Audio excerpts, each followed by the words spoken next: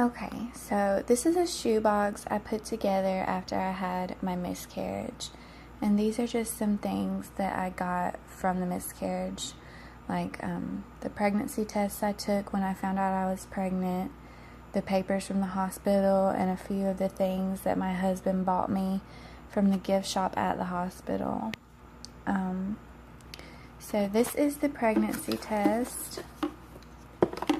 The two that I took, and these are a couple years old, and I know you probably think this is disgusting that I keep these, but you know, it's just, this was my way of coping with it, and I'll probably throw them away pretty soon now that I have healed from everything.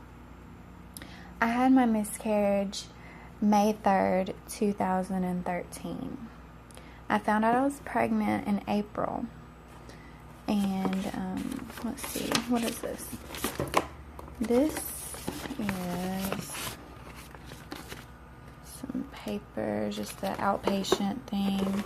My husband bought me this wrap. I ended up giving it to a friend when she was having her baby in the hospital, but it was just like a body wrap to help with cramping. You can put it in the microwave or in the fridge for cold or hot, and it smelled like lavender. It was very soothing, like it says. And he bought me some, what's this?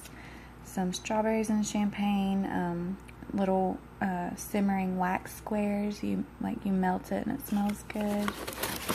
And lavender soap. And these are all in the gift shop when I was getting my ultrasound done after the miscarriage to see if I had miscarried. And let's see. So I found out I was pregnant, and I was really excited. And I'm going to give you a little backstory. Me and my husband, I'm a Christian. I believe in God. And my channel is a makeup channel, and I talk about Jesus and my faith and the dreams and visions that I believe God gives me. And at this time in my life, I was a believer, but I was backslidden. I wasn't going to church. I did pray and repent, but I wasn't trying to get out of my sin. I was still living in sin. I still drank. I still smoked pot occasionally. I still went to parties. I was living with my husband at the time, but we were not married at the time, but we were living together and sleeping together. So I was a believer, but I was backslidden and I was living in sin. Okay, and I do believe, you know, you can make things right and God will bless you for that, and that's what we've done since then. Okay, so I found out I was pregnant, unmarried. I had already been a teenage mother. I had a child with someone else, and I think she was about 5 at the time, 5 or 6 at the time. And he's my husband now, but he was my boyfriend then. And we had been together a few years at that point. Probably about 4 years at that point. And we were really excited. It wasn't planned. We didn't plan on getting pregnant. We weren't trying to get pregnant, but we weren't not trying. We weren't being cautious. I don't believe in taking birth control. I've taken several birth controls in the past. I've tried about 6 or 7 different ones, and every one of them makes me extremely sick the whole time that I take it. So I just gave up on birth control, and we used the pull-out method. Now, this video is not for children, and if you don't like talking about, you know, bodily functions, this video is probably not for you, and you might want to just go ahead and skip this one. But if you don't mind, that's what this video is it's gonna have some stuff like that in it. So just wanted to warn you. But anyway, found out I was pregnant, called my doctor, made an appointment to get my first ultrasound. And here in Georgia, you have to go and get you have to take a pregnancy test at your doctor's office to prove that you're pregnant, like confirmation of pregnancy. Then they'll schedule your first appointment. So I went to my doctor and I took a test, and it was confirmed that I was pregnant on their pregnancy test. and they made me an appointment for 2 weeks later. Now, I'm from North Carolina, and I moved to Georgia about 6 years ago. And in North Carolina, when I had my firstborn daughter, I was 18 years old, and that'll be another video. I am a teenage mother. I'm going to be 26 soon, but I'll probably make a video on that as well, and then my birth stories of my other 2 daughters other than this miscarriage. If you'd like to see those videos, just comment below and I'll make those for you. But anyways, back to this. I'm sorry I keep getting off subject, but I just want to cover everything. So 2 weeks later, this whole time I'm so excited because, you know, we have a daughter that we've been raising together who's not my husband's, but he has raised her since she was 1.5 years old. And now I was going to be having a baby with him, and it just felt like, you know, I felt like he deserved a child of his own. He's been so kind in raising my child that's not his and helping me with her. You know, I felt like God was blessing him with a child of his own. And we had a lot of problems in our relationship because, like I said, we were living in sin and we were not living for the Lord. Even though I was a believer, I wasn't living right, and I believe God gives and God can take away.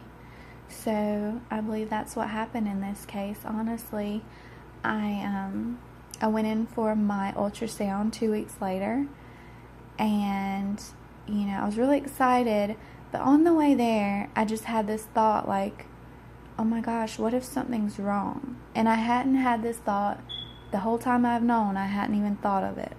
Because honestly, the week before I found out the weekend before I found out I was pregnant, it was like St. Patrick's Day weekend, and we went to this restaurant, and I had been drinking, and I've never been like a heavy drinker, but I did take a few shots that night on St. Patrick's Day. You know, we had a babysitter, and we didn't get out much, so I had a few drinks, and I had a few shots, and, you know, once I found out I was pregnant, I was like, I hope everything's okay, but I hadn't thought anything about it until I was actually on the way to the doctor to get the ultrasound, and I was like, oh my gosh, what if something's wrong because of that? So I just had that thought just randomly on the way there, and I was like, I just prayed about it. I was like, God, you know, just let everything be okay. And I made my way to the appointment, sat in the waiting room with my boyfriend at the time, my husband now, and my firstborn daughter. And since we weren't married, they made me come back by myself to do the ultrasound, and once they, you know, found the heartbeat, then they would call my boyfriend back. I'm just going to call him my boyfriend because he was my boyfriend at the time, but he is my husband now. So I've said that a few times, but I just wanted to make it clear. So I went back by myself, and I had been going to this doctor's office for a while. You know, I had been going there for a few years, so I knew the lady who was doing my ultrasound, and her daughter has the same name as my daughter, and it's a unique name, so we kind of had bonded over that in a way. And she was always really happy and upbeat and really talkative to see me and stuff. And we went back there, and the ultrasound monitor was facing her, so I couldn't see it. So I know it always takes a minute to find the heartbeat in most cases, especially that early, because I wasn't very far along. I was about close to 9 or 10 weeks from what they could tell. So she sat there, and she was like doing the ultrasound, trying to find the heartbeat, and it was taking a long time. We were in there like 10 or 15 minutes, and she hadn't said anything, and it was getting kind of awkward, and I was starting to get worried, but not too worried. I just thought she was, you know, checking things out and make sure everything was good, and then she would show me and call him back. Well, she stops and she says, Lakin, I'm sorry, it may be too early, but I can't find a heartbeat. And it didn't register with me at first. I thought she just, you know, it was too early to find the heartbeat, like maybe I wasn't as far along as I thought. Well, then she said, you know, I guess she realized that it didn't register with me what she was saying, and she said, Lakin, I can't find a heartbeat. She said, I've been looking for a good 10 minutes, and I can't find anything, and I make sure to check again before I say anything like that. And that's when it registered. and I was like, I just burst into tears. My heart just felt like it stopped for a minute, and it broke my heart. I was so excited for this child. Once a woman finds out she's pregnant, especially I was living in sin, but I was in a better place than I was when I was a teenage mother. I had more stability at that time in my life, and I felt like it was the right thing for us at the time, and I'd already gotten excited about it, and all those hopes and dreams that were the plans that I had already made in my head and the visions that I had of how it was going to be were just dashed at that point. And I was just heartbroken. And then the thought was, how am I going to tell him? And she was like, do you want me to call him back here? And she actually went out and watched my daughter for him so I could tell him what had happened. So she sent him back, and he could tell I had been crying. And he was like, what's wrong? What's wrong? Once he saw my face, because, he was excited too. And once he saw my face, he knew something was wrong. And he was like, what's wrong? And she left the room and watched my daughter while we talked. And I told him, she couldn't find a heartbeat. And he's like, so you're not pregnant? Because, men don't understand all the functionalities. And I wasn't really clear about it. But I was like, no, the baby died. There is a baby, but it passed away. I had a miscarriage. But my body wasn't showing any signs of miscarriage. The only thing that indicated that something was wrong to me was every pregnancy I've had, I've been extremely sick, throwing up, but that's your body getting adjusted to all the extra hormones. Well, I was extremely sick for those 2 weeks. Up until 3 days before the appointment, I quit getting sick. So I think maybe that's when the baby passed away, maybe 2 or 3 days before the appointment. And he just held me, and we both just cried together because we were both really upset. And, once we were done with that, and I tried to calm down, but I couldn't. I was grieving. I was mourning the loss of my child, even though I wasn't very far along. I never saw a heartbeat or anything, which honestly, looking back, I'm kind of glad, because it would have been even harder if I was farther along or if I had seen a heartbeat. I do think, God was having mercy on me by not showing me that. And the way it happened, I think it was the best way it could have happened, early on and not farther along. So I'm into all natural everything. I love organic. I love doing things all naturally because I feel like that's the way God made us. And so once she came back, I had to go speak to the doctor. There was about 5 doctors in that practice, and I had to see one that I hadn't seen before. And he was his bedside manner wasn't there, especially that day. And, it's no fault of his own. He's a man, and, he wasn't understanding, and he just saw it as another miscarriage. I'm sure he's dealt with this a lot, but he just was not very understanding of it. And he was just kind of rude, to be quite frank about it. And I was just crying and upset, and he was just like, okay, you can have a D&C, or you can take a pill to bring on the miscarriage, because my body hadn't recognized that the baby had died. So I was like, I'd like to try to do it all naturally first. And they did give me the option to come back 1 week later and do another ultrasound to make sure that the baby did not have a heartbeat. So I opted for that. So I came back to actually they sent me to a hospital to get another ultrasound to my body. During that week, I still had no signs of miscarriage, no cramping, no bleeding. So I went to the hospital a week later, and I had been praying so hard, and I had other people praying that there would be a heartbeat that day, and I was just hoping for a miracle, but deep inside I knew that I wasn't going to get one. And honestly, I believe it was because I was living in sin and I was not being obedient to God. If I had been obedient, maybe things would have changed, but at that time I didn't receive that miracle I was looking for.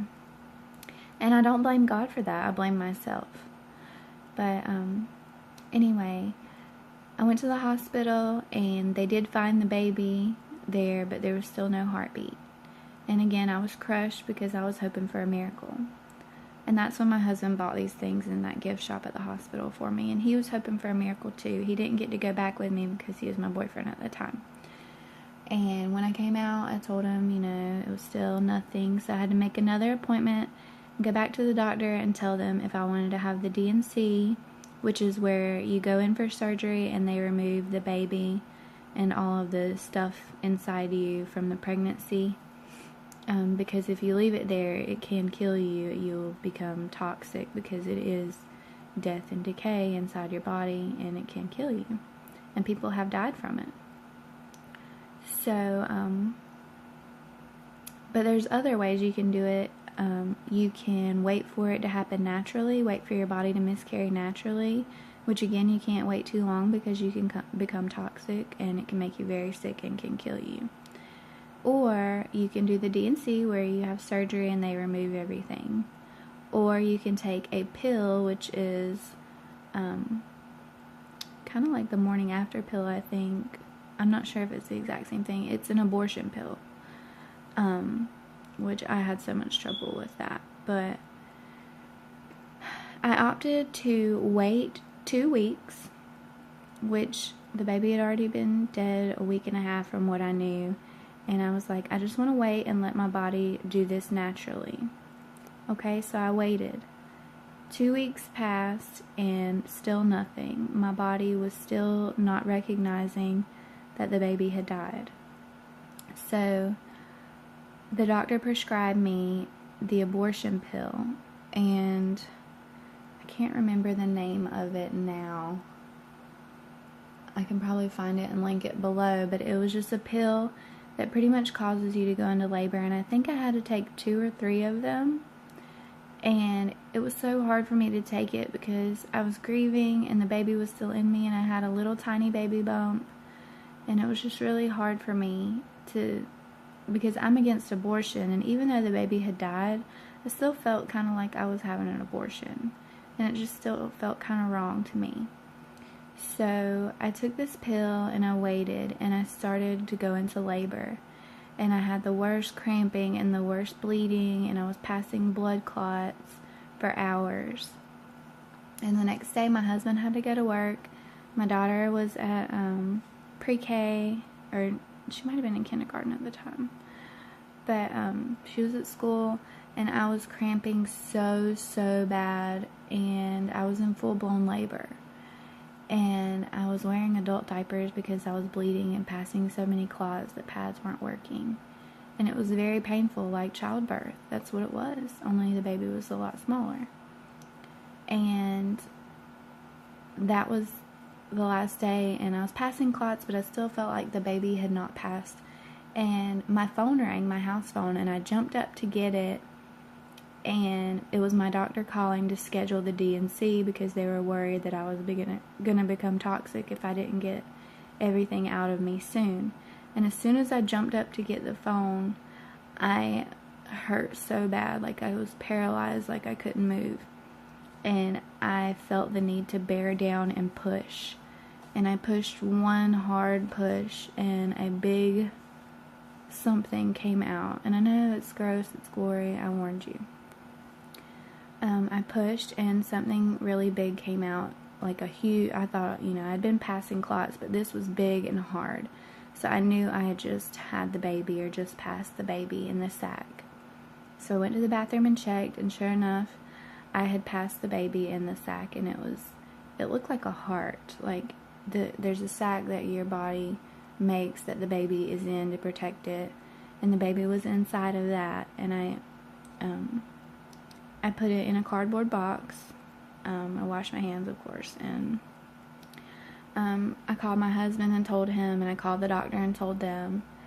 So, and they scheduled me another appointment to check up and make sure that it had passed, and it had. My husband came home, and I was just so upset, and it was very hard, and I didn't know what to do with what had passed. I was like, I don't want to throw it away. It was too big to flush, but I didn't want to throw it in the trash either because I felt like I'd be throwing my baby in the trash. So this is what we did. We lived in a field, and we took the baby in the little shoebox to the back of the field, and we buried it. And it was raining that day, but we made a little grave for the baby, and this is what it looked like at first. And we buried it together, and I know that might seem weird to a lot of people, but this is my baby's grave. And we've since moved away from that home, and that's okay because I'm over it now. But at the time, I would go out and just sit and talk to the baby sometimes, and that's my way of coping. And I talked to God, and I cried, and I read books, and this is the book that I read that helped me the most through the miscarriage. Heaven is for Real, and it talks about him meeting his sister who was miscarried, that he didn't even know his mom had a miscarriage, but he met his sister in heaven who had been miscarried, and that gave me so much hope because, now I could say, my baby is in heaven, and I'd believe that I have a little boy or a little girl in heaven waiting for me when I get there, and I cannot wait to meet them.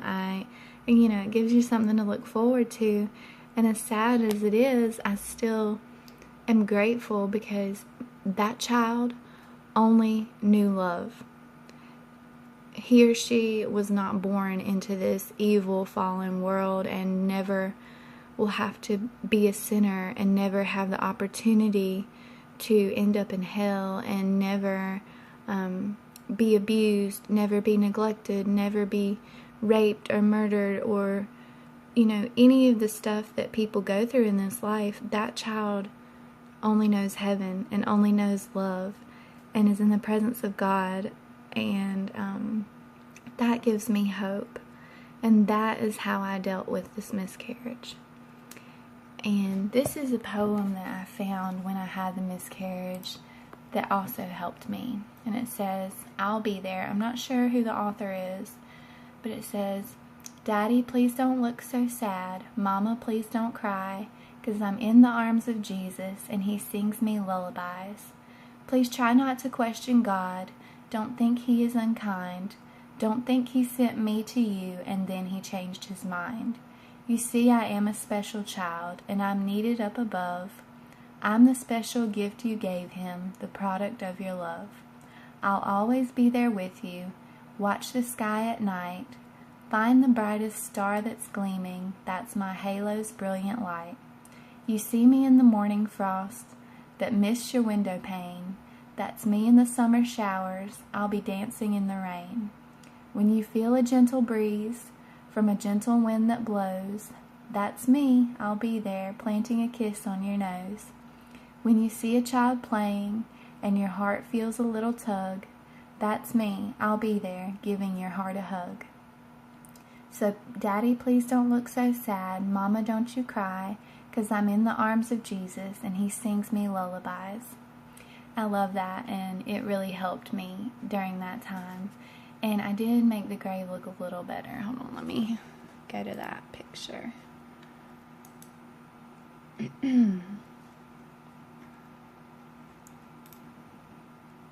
I lined it with some stones and put more flowers on it. And it's not a typical grave, but it's no longer there. Once we moved, we took all this stuff down, so you can't even tell that anything has been buried there. And it was just a tiny little shoebox that we buried anyway. So, whoever lives there now, they won't even know, and it's in the back of a field. But, anyway, that's my miscarriage story. And I had a child at the time, and I do believe that also helped me to get through it, I thanked God for her, and I hugged her, and I held on to her, and that really helped me during that time.